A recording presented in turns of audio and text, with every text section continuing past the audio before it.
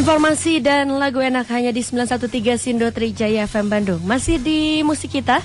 Ini dia satu lagu dari Led Zeppelin dengan Immigrant Song. Ini kata saya salah satu lagu yang drumnya menonjol sekali. Setuju gak sih Kang Agus kalau ini memang bisa dijadikan sebuah contoh nih? Ya? Oh iya, setuju. Ini kenapa Kang? Apa yang bisa disimak dari lagu Led Zeppelin Immigrant Song? Ya, lagu ini kan sekitar tahun 70-an ya, awal-awal 80 itu. Jadi pada saat itu emang setting drum belum banyak berubah. Oke. Jadi antara jazz dengan rock itu sama gitu ya. Gitu, cuma ada mungkin yang terlihat berubah itu mungkin yang berbeda itu mungkin dari pemainnya. Oh, ya. Rock gitu ya, gitu. Nah, di lagu ini emang jadi banyak drummer yang menonjol dalam satu grup. Justru maskotnya itu drummer. Drummernya itu bukan vokalisnya ya? Ya. Oke. Pada zaman ini mungkin John Bonham yang Led Zeppelin ini gitu. Dia lain daripada yang lain karena bass drumnya itu sangat besar. Oke. Makanya dia banyak main di bass drum. Kedengeran bass drumnya suaranya kan bulat banget gitu kan ya. Gitu. Nah, untuk di jazz tahun itu mungkin ada Buddy Rich. Oke. Itu dia selain drummer dia juga konduktor musik orkestra jazz gitu kan ya. Jadi Buddy Rich and Friend. Gitu. Kesini mungkin banyak juga drummer-drummer yang justru dia jadi icon bandnya, ya sebut aja kayak mungkin Dream Theater ada Mike Portnoy sekarang gitu, terus ada Tommy Lee, Motley Crue gitu kan ya, yang gitu-gitu. Genesis, Phil Collins, banyak sekali. Ya, betul sekali. Atau mungkin Queen, Roger Taylor, itu kan main drumnya dia nempel banget, tidak teknis tapi dia bisa nempel jenis feel-nya pukulannya itu dengan lagu yang dia bikin. Jadi lagu-lagu Queen itu sekarang drumnya itu sama abadinya dengan lirik Freddie Mercury gitu. Jadi orang yang tahu lagu Queen itu pasti dia tahu drumnya juga. Gitu. Jadi sangat monumental gitu kan ya. Kalau di Indonesia mungkin Jelly Tobing gitu ya. Atau mungkin Gilang Ramadan. Ya kan kita ngobrolin Gilang Ramadan pasti ngobrolin drum. Ada satu lagi, Agus Aziz tau gak? Tahu kan? Tahu gak itu? Jelly Tobing kalau T-nya ngobrol. Agus Aziz tau kan? Iya, Agus Aziz. Ya, tapi saya masih Persib belum PSSI. Ngerti kan? Gitu. Jadi pada saat itu emang drum itu setupnya itu settingnya belum banyak berubah. Dia sama rock sama. Sekarang sudah sangat berkembang. Itu gitu dia ya. Tapi bisa dibilang lebih sulit nggak sih di zamannya dulu dengan settingan yang segitu-gitunya, tapi mereka bisa menciptakan musik yang kaya. Jadi seiring dengan setting drum yang tidak banyak, minimalis, tekniknya pun nggak banyak. Gitu yang saya sebutkan dari single stroke, double stroke, paradiddle itu. Zaman dahulu cuma ada single stroke. Single stroke aja ya. Makanya single stroke ini cepet banget. Ya speednya tuh gila gitu ya. Karena cuma dia fokus dengan satu teknik itu. Nah sekarang makin berkembang gitu. Justru malah single stroke itu agak sedikit ditinggalin. Malah ke perkembangan yang lain-lain kayak paradiddle, double stroke gitu. Yang gitu-gitu. Bahkan untuk sekarang ini di Amerika ada yang mewabah ke seluruh dunia, ada fenomena gospel chap. Gospel gitu. Gospel. Seperti apa itu Kang? Itu orang negro di Amerika, orang gereja, dia bikin revolusi karena jazz di Amerika itu dikuasai sama orang Yahudi katanya. Jadi karena orang kulit berwarna itu, negro itu katanya sih orang yang kasta nomor 3 gitu ya. Mereka bikin sesuatu supaya dikenal. Jadi karena emang dengan talenta musiknya yang katanya dia lahir untuk musik gitu ya, dia bikin sesuatu. Makanya dia bikin drum yang biasa dia mainkan di gereja itu. Dia bikin sesuatu, akhirnya dia membawa wabah ke Indonesia, ke seluruh dunia, termasuk di Indonesia. Anak-anak muda di kita di Indonesia, di Bandung seluruh gitu ya, pengen kayak orang negro mainnya. Termasuk banyak murid saya juga. Termasuk banyak murid Anda juga. Iya, di STEAM. Tapi saya kasih motivasi bahwa itu teknik orang lain. Kita nggak apa-apa, kita memainkan seperti itu di YouTube banyak. Cuma kita juga harus menggali potensi yang ada di kita. Gitu ya, kita secara teknis kita bisa memainkan, tapi secara karakter kita gitu, kita nggak ke sana, kita hanya mempelajari kulit luarnya aja. Padahal kita potensi musik kita banyak bisa digali gitu, dari mungkin alat tradisional kita, dari kendang atau dari taganing atau mungkin dari tifa atau mungkin dari apalah di Bali gitu ya, yang gitu-gitu. Makanya ketika kita main musisi kita berangkat keluar gitu. ya mohon maaf gitu, kita nggak pernah dilirik secara karakter gitu kan ya. Oh, karena memang belum ada ciri khas yang terlalu mendalam kali ya. Makanya yang musisi kita yang banyak keluar itu musik tradisi. Nah, itu dia. Dan itu pun cuma main di KBRI gitu. Iya bener. Kalau nggak menang sebuah kejuaraan tapi nggak ada yang tahu. Iya.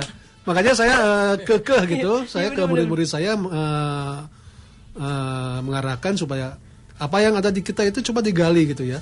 Kita boleh mempelajari dari YouTube segala macam gitu, tapi kita coba di mix dengan yang kita punya. Biar kita sebagai Iya, karena dengan kendang. Karena kita dengar musik tradisional kita banyak ya. Apakah itu juga bisa memperkaya dari drum set? Oh iya. Versi Indonesia. Itu pernah dilakukan juga sama Gilang, sama Demas, sama Eca gitu. Reog set gitu kan. Ya, cuma mereka hanya memindahkan kendang ke drum gitu. Oh, oke. Gimana gitu. Jadi suara kendang mereka pindahkan ke drum. Gitu. Yang saya pengen itu sebetulnya kita pelajari dulu kendangnya, sampai kita ada nempel di badan kita, baru kita berbicara di drum. Bukan memindahkan kalimat kendang di drum, gitu. Jadi pengalaman-pengalaman kita sehari-hari kayak kita ngelihat sawah, gitu kan ya, ngelihat munding gitu, kerbau gitu ya, gitu. Itu baru kita bikin musik gitu. Bukannya hanya memindahkan. Tapi untuk awal-awal itu harus saya hargai, itu sangat bagus. Mereka ada kesadaran mengangkat tradisi lokal ya, kearifan lokal gitu. Mungkin kita baru sampai di situ. Tapi suatu saat pasti kita akan punya karakter juga loh. Nah, itu dia. Khususnya di drum ya, di musik. Cuma ya mungkin belum ada yang hibrid ya, hibrida gitu, yang betul-betul ini nih drum Indonesia seperti ini. Gitu kan ya. Tanpa ngedengar, tanpa melihat, kita udah ngedengar, ini orang Indonesia dia main drum gitu ya. Sekarang belum bisa dibedakan. Tapi menurut Anda apa yang membuat kita sedikit terlambat dalam menciptakan khas itu? Apakah karena kita sendiri tidak terlalu care sama musik tradisional, atau memang terlalu terpengaruh budaya luar? Kalau masalah pengaruh itu emang kita tidak bisa dipungkiri ya. Nggak usah di negara kita, di semua juga seperti itu. Cuma ya kita hanya berharap cobalah musisi kita itu agak lebih menyadari bahwa proses kreativitas itu bisa diawali dari yang kita punya dulu. Bukan yang impor dulu gitu, tapi yang kita punya dulu gitu. Baru ditempelin. Dan kendang itu punya banyak daya tarik kendang gitu ya. Gimana nih kamu? Kan sudah dikolaborasi dengan jazz, dengan pop, dengan rock gitu kan. Bahkan musisi luar sekarang sudah ada yang menggunakan kendang Sunda ya.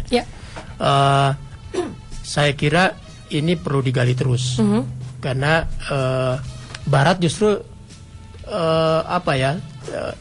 tertarik dengan alternatif gitu ya, bahwa seni tradisi itu termasuk mungkin dalam hal perkusi kendang gitu bisa menjadi tawaran alternatif ke dunia.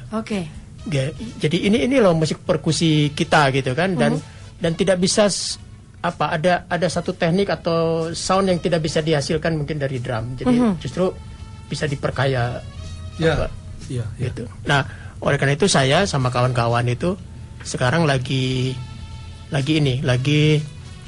mendata kendang untuk didaftarkan hakinya. Karena kita mulai khawatir ya, musisi Malaysia ada yang sudah mengkolaborasi dengan kendang dan sebagainya. Jadi saya tahun ini mudah-mudahan selesai pemberkasannya, jadi kendang akan kita beri perlindungan hakinya. Kendang Sunda ya. Gitu. Betul. Ya, dan itu sudah mendapat restu dari gubernur. Amin. Gitu. Ini mungkin salah satunya ya, salah satu cara untuk melestarikan. Ya. Tanggung jawab moral ya, bukan hanya tanggung jawab, tapi memang kita harus melindungi warisan budaya kita. Gitu, karena punya potensi. Kalau kita nonton misalnya acara-acara TV ya di Indonesia nih, misalnya salah satu acara siapa? Boleh nggak saya nyebutin judulnya? Tergantung satu grup sama kita apa enggak? Gitu ya. Ya misalnya acara-acara inisial ya, inisial. Acara-acara TV lah, acara hiburan itu musiknya itu kita sering berpikir itu campur sari Jawa. Ya kan? Padahal kendang yang digunakan itu kendang Sunda. Oh gitu. Gitu. Ya. Tapi kalau opera Van Java itu bukan ya. Bukan grupnya ya. Bukan sih, tapi udah kesebut juga Van Javanya, nggak apa-apa. Itu kan nama. Jadi atau acara-acara yang lain ya sejenis itu musiknya itu orang sering berpikir campur sari Jawa. Oh, padahal beda ya. Padahal itu kendangnya kendang Sunda. Gitu. Di acara-acara lain juga, cuman figur yang menonjolnya waktu itu kebetulan artis-artis yang punya latar belakang dari Jawa. Soimah misalnya kan, betul. Parto dan sebagainya. Nah, kendang Sunda itu sangat dominan. Bahkan kalau ada dangdut koplo, itu disebut koplo itu kalau dia diiringi oleh kendang Sunda. Iya, kalau enggak asyik. Gitu. Iya kan? Benar-benar. Jadi kita harus sudah mulai memikirkan untuk memberi perlindungan haknya. Mudah-mudahan tahun ini sudah selesai. Oke, dan mungkin salah satunya adalah dengan mengembangkan juga ya. Dengan harus teknik ada drum itu tadi Bukan pelestarian tapi juga mengembangkan kreativitas baru. Oke. Ya, saya pernah punya pengalaman juga waktu saya manggung di Australia sama Krakatau. Ya. Di Brisbane. Dia ada sekolah musik apa gitu ya, sana. Setelah itu kita klinik, itu yang menyaksikan tuh dokter-dokter musik semua. Gitu ya. Okay. Karena kata kan antara jazz dengan tradisi ya digabungkan gitu. Setelah itu ada sesi tanya jawab, yang dia tanya itu kendang, rebab, gitu ya, drum enggak. Alhamdulillah gitu. Asyik lah. Asa alhamdulillah tuh. Asyik. Jadi buat mereka kita main sejago apapun main drum, di sana banyak yang lebih jago gitu ya. Tapi kalau kendang itu buat mereka loh, ini apa ya? Sesuatu yang unik ya. Satu tune itu, satu bidang itu bisa multi tune gitu ya. Padahal kita pakai tumit kaki kan. Mereka nggak tahu teknik itu. Gitu. Nah dari situ kan jadi yang musisi-musisi yang mau ke luar negeri itu kayak simak dialog gitu, dia ngeganti drum sama kendang, gitu. Biar bisa ke luar negeri gitu. Supaya ada bedanya. Jadi kayak tiket, kendang itu kayak tiket. Seperti lalu Roma Irama kan buat orang bule, ini musik rock yang aneh ini gitu. Musik rock tapi aneh, ada yang aneh, ada yang aneh. Dan itu Indonesia. Iya. Jadi bagusnya itu kita pemain drum kita itu bisa kendang juga, dan kita coba mengkolaborasikan gitu ya dengan betul-betul musiknya benar-benar sudah apa ya. Jadi saya jadi curiga dia lagi memperdalam kendang nih. Iya benar, saya juga curiga. Sama saya juga curiga itu. Sebetulnya makanya saya juga di ISB kan, di STSI itu sebetulnya saya lebih merestart musikal saya gitu, supaya saya lebih banyak kedengar musik tradisi.